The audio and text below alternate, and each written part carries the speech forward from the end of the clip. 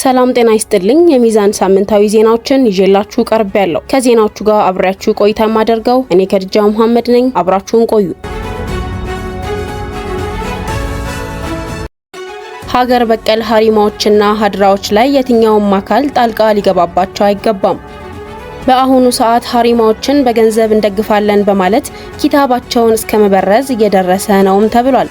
በደሴ ለዳና አህሉል ሱና ዑለማዎች በኢኽዋኑ ካስማ ድርጅት ስልጠና ማሰጠት በሱፊዩ በኩል ቁጣ መቀስቀሱ ይታወቃል። ይህንን ተከትሎ ተቃውሟቸውን የገለጹት ሱፊዮች ሀሪሞችና ሀድራዎች ሙሉ ነጻነታቸው ሊጠበቅ ይገባል ያሉ ሲሆን በየትኛውም አመለካከት ጣልቃ ሊገባባቸው አይገባም ብለዋል። የኢኽዋን ፊክራ የሲኤምሲ ማዕከልም ሆነ የኢትዮጵያ እስላማዊ አስተምሮ ወደ ሀሪማዎች መጠጋት መጅሊስን መጋበዝ ሲሆን በሚሰጡት ትምህርት ጣልቃ በመግባት ታሪካቸውን መበረዝ ነውም ብለዋል። ሀሪማዎች የኢትዮጵያ እስላማዊ ዕውቀት ማዕከል እንደመሆናቸው መጠን ቢቻል እንደ አዝሃር እና ሌሎች ማዕከል ጠብቆ ማቆየት እንዲሁም አስፈላጊ ነገሮችን በማሟላትና በማገዝ ራሳቸውን እንዲችሉ ማድረግ ከሙስሊሙ ማህበረሰብ የሚጠበቅ ሲሆን ተቋማት ጣልቃ ገብነታቸውን ከሀሪማዎች ሊያርቁ ይገባል ሲሉ አሳስበዋል። በተለይም ኢኽዋኑ የዳና መሰረቶች በሆኑት ሀሪማዎች ውስጥ በመግባት ስለ ኢኽዋን ምንነት የማያውቁ ዑለሞችን በተሰውፍ ካባ በመያዝ ሱፊዩ ማህበረሰብን በኢኽዋን ለመጥለፍና ለመከፋፈል በሰፊው እየተሰራበት እንደሚገኝና ማህበረሰቡ ነቅቶ ሀሪማዎችን እንዲጠብቅና ለሀሪማ መሻኢኮች ጉዳዩን በማስረዳት ሀሪማቸውን እንዲጠብቁ ማድረግ ይጠበቅበታል ብለዋል። ከአክሱም በተጨማሪ በትግራይ ክልል አቢ አዲ ከተማ የሚገኘው የሙስሊሞች መቃብር ለሌላ እምነት አምልኮ አገልግሎት ተሰጠ። በትግራይ ክልል አቢ አዲ ከተማ የሚገኘው የሙስሊሞች መቃብር ለሌላ እምነት አምልኮ እንደተሰጠ የትግራይ ክልል እስልምና ጉዳዮች ከፍተኛ ምክር ቤት በሰጠው መግለጫ አስታወቀ። በአክሱም ሙስሊሞች ከሚደርሰው በደል በተጨማሪ በትግራይ ክልል በህገወጥ መንገድ ለሌላ እምነት የአምልኮ ቦታ በአቢ አዲ ከተማ አስተዳደር ውስጥ የሚገኙት አሽዲ ወይም እምባ አህዲን በሚል ስያሜ የሚታወቁ ስፍራዎች መሆናቸው ተገልጿል። እነዚህ በአቢ አዲ የሚገኙ ስፍራዎች ከጥንት ጀምሮ ሙስሊሞች ለመቃብርነት ሲገለገሉበት የነበረ መሆኑንም አንድ የከተማው ሙስሊም ለሚዛን ገልጿል።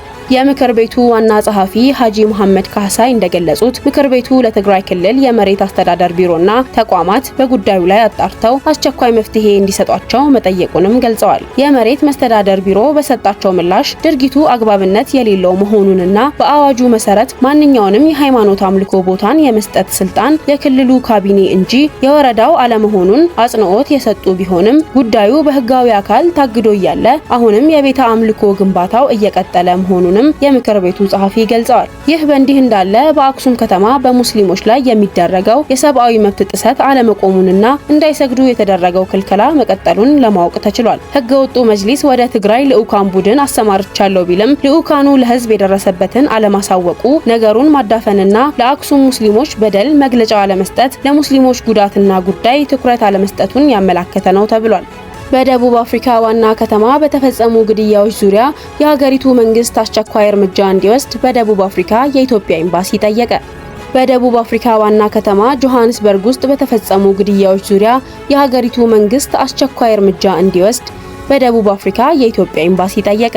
ኤምባሲው የጸጥታ ስጋት ባለባቸው አካባቢዎች ልዩ ጥበቃ እንዲደረግና ግድያውን እየፈጸሙ ባሉ አካላት ላይ አስቸኳይ ምርመራ እንዲደረግና የምርመራውን ውጤት እንዲገለጽ መጠየቁን ገልጿል።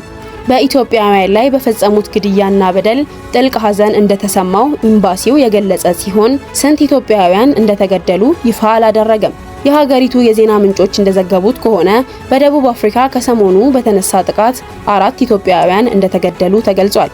ከቅርብ ዓመታት ወዲህ በሀገሪቱ ውስጥ የውጭ ዜጎች በተለይም የጥቁር አፍሪካዊ ስደተኛ ጠል እንቅስቃሴ መበራከቱን የጠቀሰው ኤምባሲው ግድያዎቹ ከዚሁ ጋር የተያያዙ ሊሆኑ እንደሚችሉ ተጠቁሟል። ለችግሩ መፍትሄ እስኪገኝ ድረስ በሀገሪቱ ውስጥ የሚኖሩ ኢትዮጵያውያን ከወትሮ በተለየ መልኩ እርስ በርስ እንዲተባበሩ ኤምባሲው መልእክቱን አስተላልፏል። ጥንታዊው የአልነጃሺ መስጂድ በዓለም ቅርስነት ጊዜያዊ መዝገብ ላይ መስፈሩን ተቋሙ አስታወቀ። በትግራይ ክልል የሚገኘው ጥንታዊው የአልነጃሺ መስጂድ በዓለም ቅርስነት ጊዜያዊ መዝገብ ላይ መስፈሩን ዩኔስኮ አስታወቀ።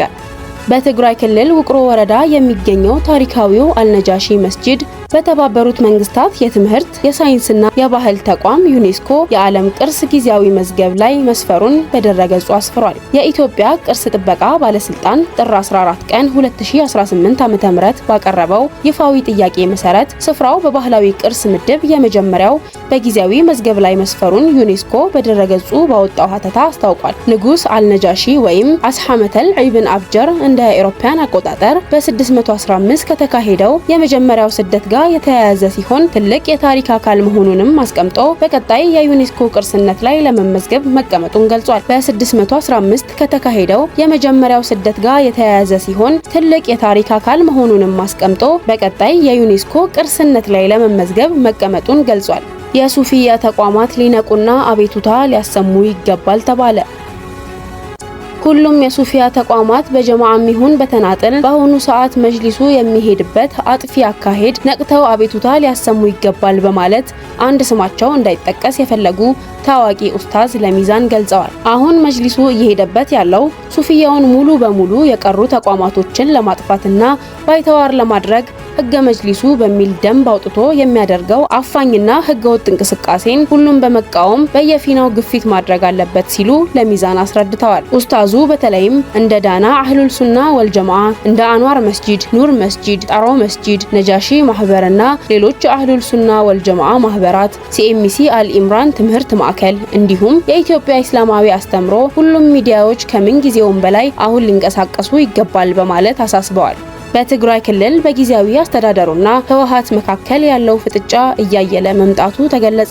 በትግራይ ክልል በጊዜያዊ አስተዳደሩና ህወሓት መካከል ያለው ፍጥጫ እያየለ መምጣቱ ክልሉን ውጥረት ውስጥ ከቶታል ተብሏል። ለተከታታይ ቀናት ስብሰባ ያደረገው ህወሓት የጊዜያዊ አስተዳደሩን ስልጣን አልቀበለውም ያለ ሲሆን ምክንያቱም ሹመቱ በፌዴራል መንግስት ብቻ እንዲራዘም መደረጉ የፕሪቶሪያውን ስምምነት ስለሚጥስ ነው ብሏል። በዚህ መሰረት የጀነራል ታደሰ ወረደ አስተዳደር መሻሩን ገልጾ በቀጣይ የቀድሞ የክልሉ ጉባኤ እንደሚመለስና ስልጣን እንዲያስረክቡ ሲል በመግለጫው ገልጿል። የትግራይ ክልል ጊዜያዊ አስተዳደር ፕሬዝዳንት ሌተናል ጀነራል ታደሰ ወረደ በአሁኑ ወቅት በትግራይ ያለው ሁኔታ እጅግ አሳሳቢ ቢሆንም የፌዴራሉ መንግስት ጣልቃ እንዲገባ ጥሪ ማድረግ አልፈልግም ብለዋል። ጀነራል ታደሰ ህወሓት አዲስ መንግስት መሰርታለሁ ብሎ እየተንቀሳቀሰ ቢሆንም እሳቸው ግን ትግራይን ለቀው እንደማይወጡ ከሪዮት ሚዲያ ጋር ባደረጉት ቃለ ምልልስ ተናግረዋል። በዚህ ቆይታቸውም ጀነራሉ ምንም የማስረክበው ነገር የለም፣ መረካከብ በሚባል ጨዋታ ውስጥ አልገባም ሲሉ አቋማቸውን ገልጸዋል። ጀነራል ታደሰ ህወሓት የያዘው መንገድ አጥፊና ተገቢ ያልሆነ አካሄድ እንደሆነ የጠቀሱ ሲሆን በዚያ መንገድ ብቻ እንሄዳለን ካሉ ግን እንደፈለጉ ያድርጉ ሲሉ ለጣቢያው ተናግረዋል። ለዛሬ ከሀገር ውስጥ ያጠናከርኩላችሁ ዘገባዎች እነዚህን ይመስሉ ነበር። ከባህር ማዶ ወደ ያስኳቸው ዘገባዎች አልፋለሁ። ዶናልድ ትራምፕ በኢራን የኒውክሌር መርሃ ግብር ላይ የወሰዱትን ጠንካራ አቋም ተከትሎ ውጥረቱ እየጨመረ ይገኛል። ትራምፕ የኢራንን የቅርብ ጊዜ የሰላም ጥያቄ ውድቅ ያደረጉ ሲሆን ጥያቄው እጅግ አደገኛ የሆነውን የኒውክሌር መሳሪያ ጉዳይ ሙሉ በሙሉ ችላ ይላል ብለዋል።